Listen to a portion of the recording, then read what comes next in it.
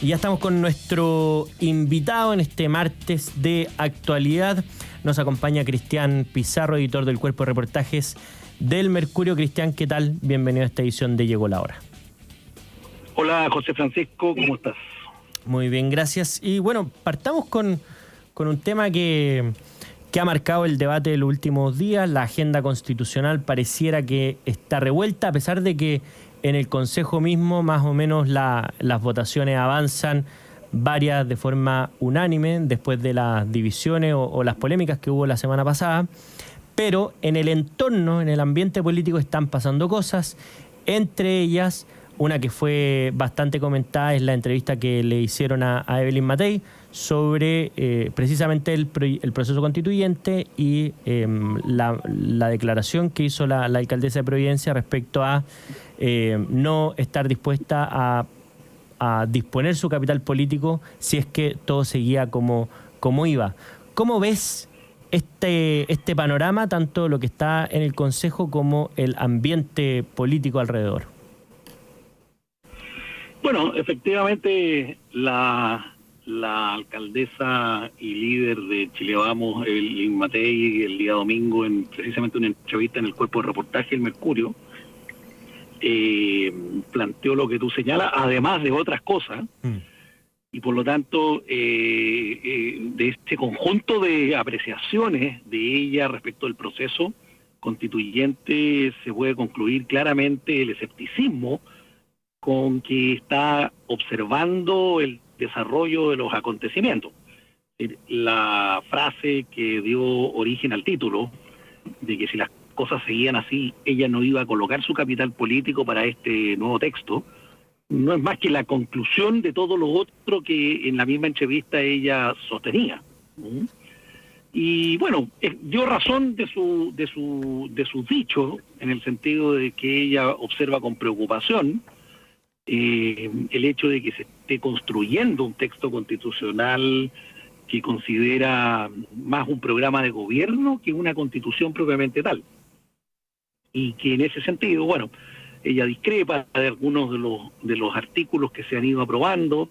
Es difícil en esto, José Francisco, evaluar intencionalidades respecto de qué o cuál fue el efecto que ella quiso provocar con esto, pero creo que a la gente hay que evaluarla por sus actos y por sus dichos, por una parte, y segundo, por su historia y por su trayectoria. Y Evelyn Matei es una persona que en general, en su trayectoria, su vida política, se ha caracterizado por ser bastante frontal y directa. Por lo tanto, y segundo, una persona bastante experimentada en estas aguas. Por lo tanto, suponer que esto fue un traspié o, en fin, o que cayó ahí en un juego de preguntas y respuestas, me parece que eso hay que descartarlo por completo. Claro. Pero por otro lado, tampoco me parece que uno pueda concluir así tajantemente de que ella está poniéndole una lápida completa e irreversible al proceso constituyente, aun cuando eso ya es una interpretación mía personal, que los auditores evidentemente no tienen por qué compartirla y seguramente a lo mejor la propia entrevistada tampoco, pero me da la impresión a mí que lo que está haciendo es levantando una clarinada de alerta. Ella hace un llamado en la entrevista al mundo de Chile Vamos, que es al que lidera y al que representa. También le llama la atención a su forma al mundo republicano, porque evidentemente esa constitución que más parece programa de gobierno la está achacando, atribuyendo a ese mundo, y también, hay que decirlo con toda honestidad, a consejeros de Chile Vamos que están muy alineados con los planteamientos republicanos. Y todo eso alejando al mundo de la izquierda y tal vez más bien al de la centroizquierda, que es el único que se podría plegar a un esfuerzo unitario o de mayor transversalidad. Yo descarto que el mundo de la izquierda más dura, el Partido Comunista y los sectores más ultra del Frente Amplio, se vayan a plegar, se vayan a sumar a esto. Eso lo doy medio por descartado. Pero en fin, hay que esperar que transcurran las votaciones que faltan, como tú dices. Todavía queda mucho del proceso y bueno, veremos con el paso de la semana qué va ocurriendo y qué posturas nuevas van tomando los actores. Oye, y en ese sentido, ¿qué te han parecido las reacciones a las declaraciones de Evelyn Matei? Porque hay una cosa que complejiza quizá el diagnóstico, o más bien la crítica que hace la alcaldesa es que destaca como personas que han velado por la unidad solamente a 4 de los consejeros de Chile Vamos, es decir, la mayoría de los consejeros está por otra opinión a la que tiene la alcaldesa, y desde ese punto de vista son importantes las declaraciones que da hoy día el presidente de la UDI respecto a que primero dice que se la va a jugar por la opción a favor, y como esta alternativa de finalmente destacar aquellas cosas positivas, como también marcando un contrapunto respecto a las declaraciones de la alcaldesa. ¿Qué te han parecido esas reacciones? Bueno, yo creo que uno de los principales damnificados con estas declaraciones de Evelyn Matei es precisamente Javier Macaya, el presidente del propio partido en el que ella milita, por cuanto él ya había expresado con anterioridad su disposición favorable y la del partido con lo que estaba ocurriendo o lo que se veía que ocurriría con el proceso constituyente. Entonces lo dejó, como se diría en palabras futbolísticas, bastante offside. Y por lo tanto eran de esperar que hubiera una reacción de este tipo por parte de él, por lo que nosotros hemos reporteado en estas 48 horas siguientes a la entrevista. Al menos en algunos sectores de la UDI las declaraciones causaron sorpresa, por de pronto, y malestar en otros, o en los mismos que causó sorpresa, por lo menos. Y por lo tanto yo creo que estamos en unos días de reestructuración de ese clima partidario interno.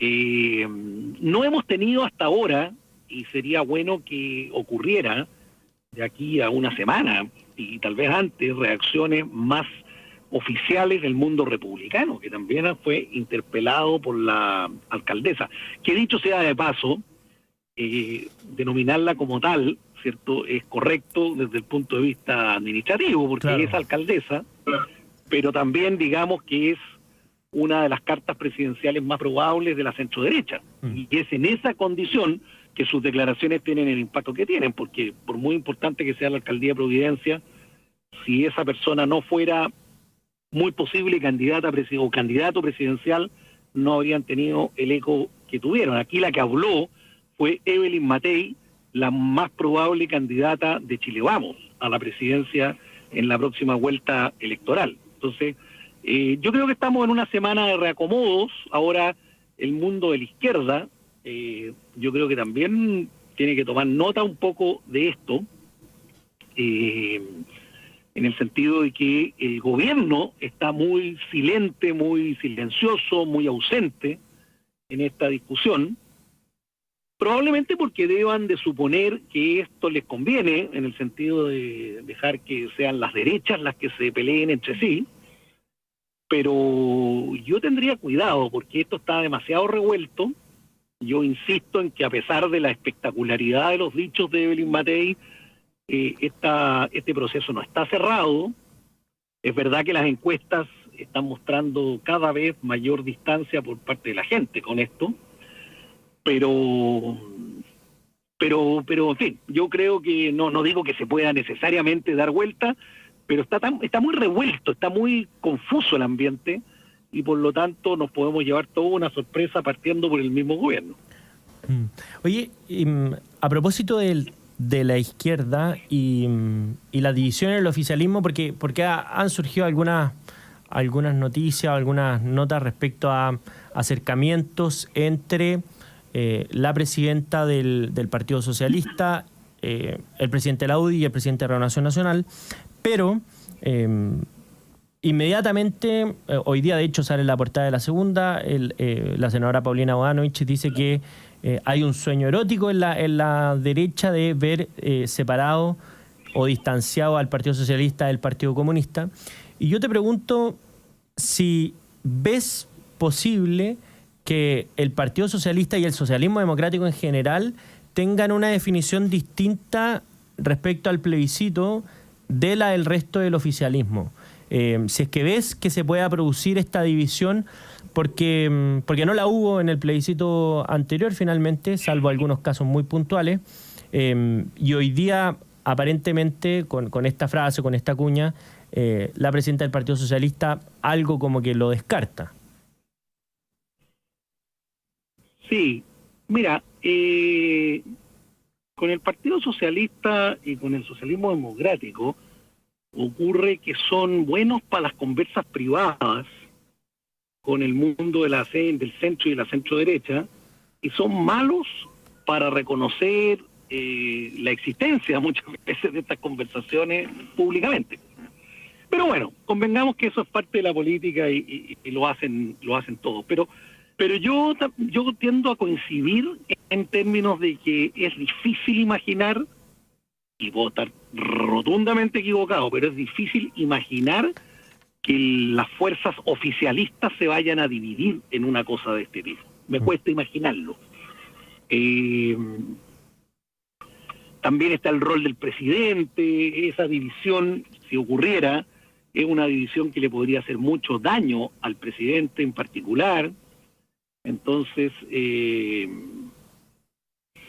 a ver, yo creo que si frente a un texto constitucional como el de la Convención, es decir, el del año pasado, que era un desastre, digamos las cosas como son, el socialismo democrático, que tiene cabezas, mentes y figuras muy sensatas, no fue capaz de divorciarse del apruebo en esa oportunidad, me parece aún más difícil que en esta oportunidad, en esta ocasión, lo haga. En esa oportunidad habían casi mejores razones, diría yo, para haberse separado, ¿ya? Pero no lo hicieron, entonces que lo vayan a hacer ahora. A ver, solamente como para dejar puesta una pregunta, una hipótesis, si el presidente se jugara por un texto constitucional que finalmente fuera de su anuencia, él estuviera de acuerdo, y dejar en libertad de acción, estoy inventando, a las fuerzas oficialistas, yo creo que ahí el socialismo democrático se atrevería, por decir así, a lo mejor, y si el presidente además estuviera empujando esa alternativa, en el fondo es como construir una opción en la que el PC se pueda quedar fuera sin que se fracturen. Pero si eso va a significar la guerra mundial, me parece que es difícil imaginarlo.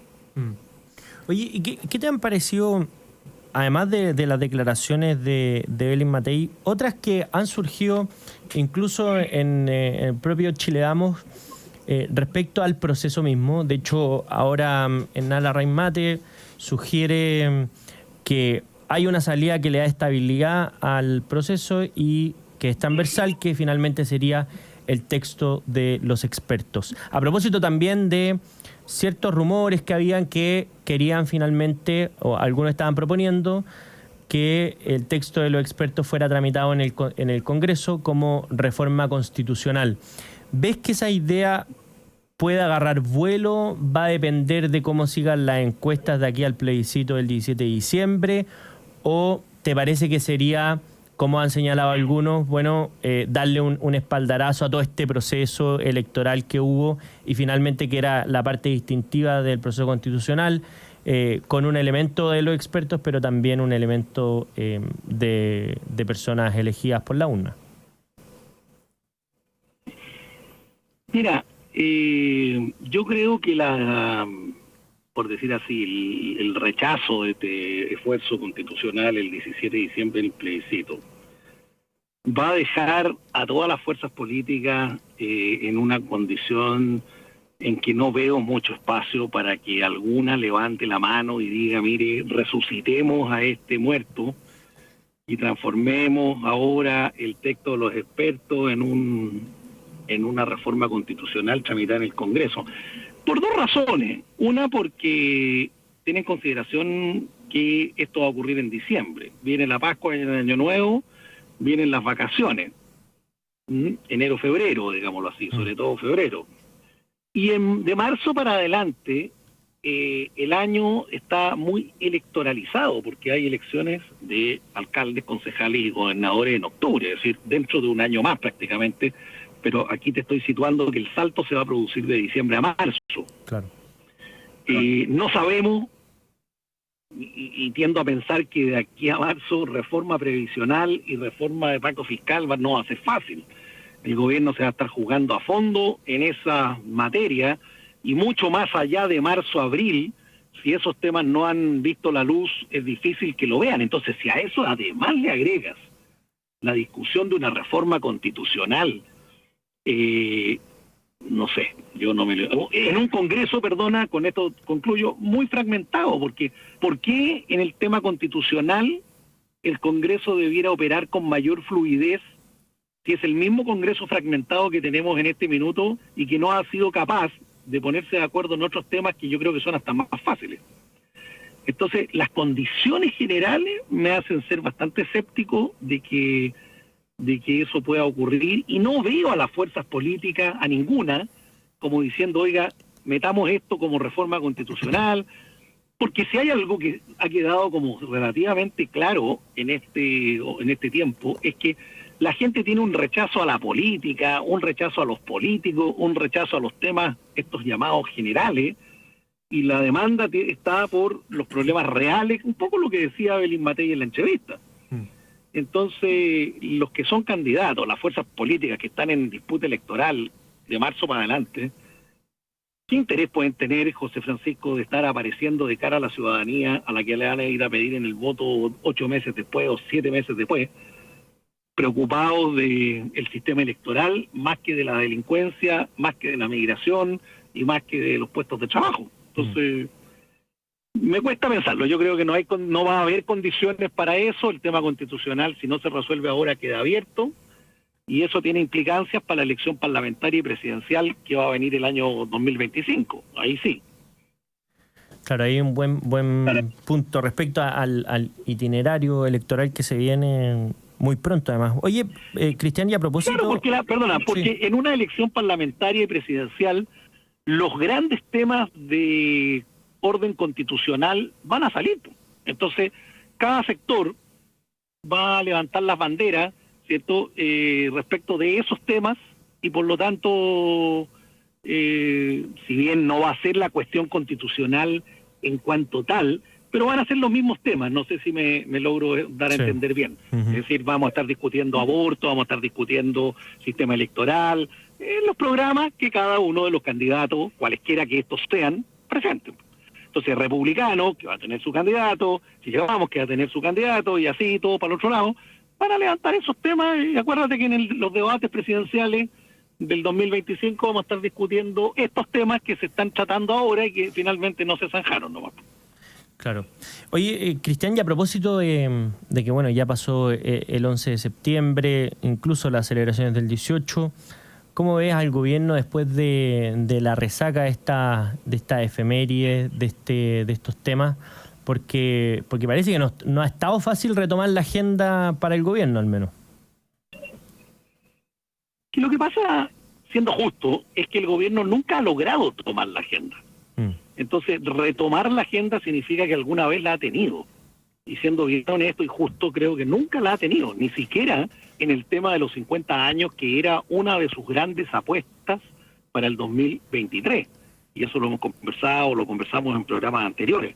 Entonces, por ejemplo, uno está viendo lo que pasa en este minuto con la reforma previsional, en que la ministra Jara, la ministra del Partido Comunista, la ministra del Trabajo, que impulsa esta negociación, está, entiendo que por mandar en los primeros días de octubre la reforma previsional, y ya se anunció que va a ser del 6% adicional, solo un 2% a cuentas de capitalización individual, lo que distancia considerablemente las cosas, porque ese es un aspecto que la oposición no va a consentir de ninguna manera. Se viene la discusión presupuestaria, cuyo proyecto se presenta precisamente esta semana, se acaba el plazo, y eso va a tener ocupado a los parlamentarios de aquí a noviembre, al 30 de noviembre. Hay ahí también otra serie de cosas que van a ser complejas, las transferencias a las fundaciones, pero no solo eso, la expansión del gasto público. Entonces, mira, yo creo que el gobierno intenta tomar una agenda y se le escapa, pero hay ciertas cosas que son pie forzado. Lo que te digo, la ley de presupuesto va a generar debate en estos días y sobre todo al final, cuando ya se están zanjando los puntos más controvertidos. Ahora, lo que sí hay que tener en cuenta es que viene ahora en octubre, a contar del 20, los Juegos Panamericanos y Paramericanos, que no sé decir bien la palabra. Claro. Y eso puede generarle al gobierno un cierto veranito de San Juan, porque va a haber un ambiente un poco distinto, va a haber, la gente va a estar como centrada en otras cosas, va a haber concurrencia a los estadios, va a haber las distintas competencias. Yo creo que el gobierno tiene puestas fichas en ese evento, y ojalá que salga bien, porque está de por medio la reputación de Chile, del país, y por lo mismo que tengamos una buena fiesta. Y yo creo que ahí puede haber un espacio de distensión de la refriega política que tú mencionabas al comienzo y la polarización que hemos tenido en estos días. Pero convengamos que este gobierno tiene la capacidad infinita, y ojalá que me equivoque, digamos, pero de generar problemas y conflictos en la mitad de los Juegos Panamericanos, digamos. Es decir, si eso ocurriera tampoco nos extrañemos. Bueno, ahí gran punto. Cristian Pizarro, editor del Cuerpo de Reportajes del Mercurio, te agradezco habernos acompañado en esta edición de Llegó la Hora. Bueno, muchas gracias. Un abrazo. Un gran abrazo y nosotros nos vamos a una breve pausa y a la vuelta vamos a estar conversando con Cristina Torres, exdirectora de presupuestos, precisamente sobre la presentación de la ley de presupuesto del próximo año. Volvemos en un par de minutos.